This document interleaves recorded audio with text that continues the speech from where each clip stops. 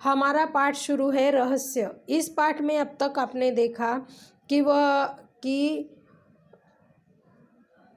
आर्यन जो था वह उस भूतिया हवेली के तरफ जा रहा था और मामा जी ने उसे पहले ही बताया था कि उस हवेली में भूत रहते हैं। लेकिन आर्यन के पाठशाला में उसे विज्ञान के शिक्षक ने समझाया था, वैज्ञानिक दृष्टिकोण से समझाया था कि भूत वगैरह पिशाच कुछ भी नहीं होते हैं, वह हमारी कल्पना मात्र है।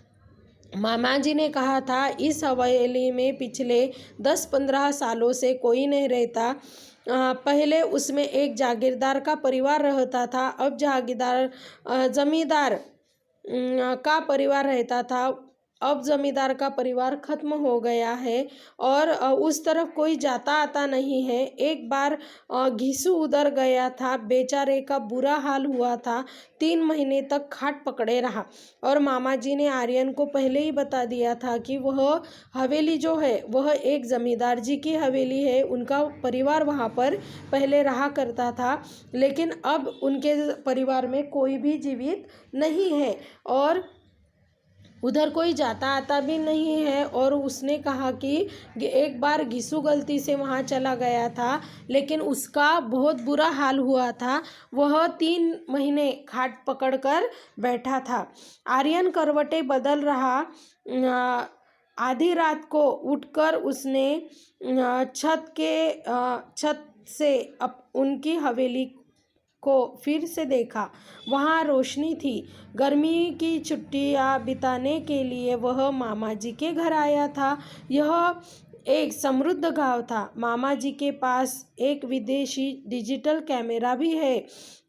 यह बात आर्यन को मालूम थी। मामा जी ने एक ही लड़की थी, उसका नाम कनिष्का। आर्यन ने कनिष्का से कुछ सलाह मशविरा किया। दोनों बहादुर थे। अगला कदम उठाने के लिए उन्होंने कमर कस ली और आर्यन रात के समय करवटें बदल रहा था। वह कुछ सोच रहा था। आधी रात के बाद वह छत पर जाकर उसने देखा तो हवेली में उसे रोशनी दिखाई दी। गर्मियों की छुट्टियां बिताने के लिए वह अपने मामा जी के घर पर आया था। उसके मामा जी का गांव जो था वह एक समृद्ध गांव था, मतलब उसमें सभी प्रकार की सुविधाएं थी। और उसके मामा के यहाँ एक डिजिटल कैमरा भी था जो उन्होंने विदेश से लाया था। और उसके मामा जी को एक बेटी थी, उसका नाम कनिष्का था। और आर्यन ने कनिष्का से कुछ सलाह मशवरा किया था और उन्हें जो करना था उसके लिए उन्होंने कमर कस ली थी और वो दोनों बहुत ही बहादुर थे। अगली सुबह उसने मामा जी से कैमरा मांग लिया। मामा जी को साथ बैठाकर मामी जी को साथ बैठाकर मामा जी का फ़ोटो लिया। फिर मामा मामी और कनिष्का के साथ भी फ़ोटो खींचे। कनिष्का ने मामा मामी के साथ आर्यन के फ़ोटो खींचे। मामा मामी बहुत खुश थे। मामा जी ने कैमरे की तारीफ के पुल बांधते हुए कहा।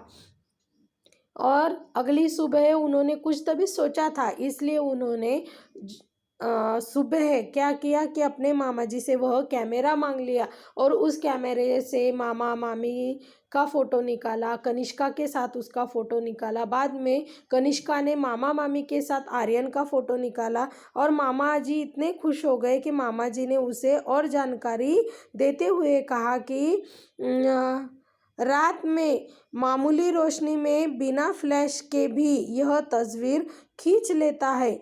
कमाल का लेंस है इसमें। और मामा जी ने उसे कहा कि कम रोशनी में भी यह कैमरा बिना फ्लैश के फ़ोटो अच्छे से निकाल लेता है। आर्यन ने कैमरा अपने पास रख लिया था। कैमरा पाकर आर्यन और कनिष्का बहुत प्रसन्न थे। वे दोनों रात होने का इंतज़ार कर रहे थे। रहस्य का पता लगाने का यही अच्छा अवसर था। और आर्यन ने और कनिष्का ने फ़ोटो निकालने के बाद उन्हें जानकारी प्राप्त हो गई कि रात में भी यह कैमरा अच्छे से काम करता है।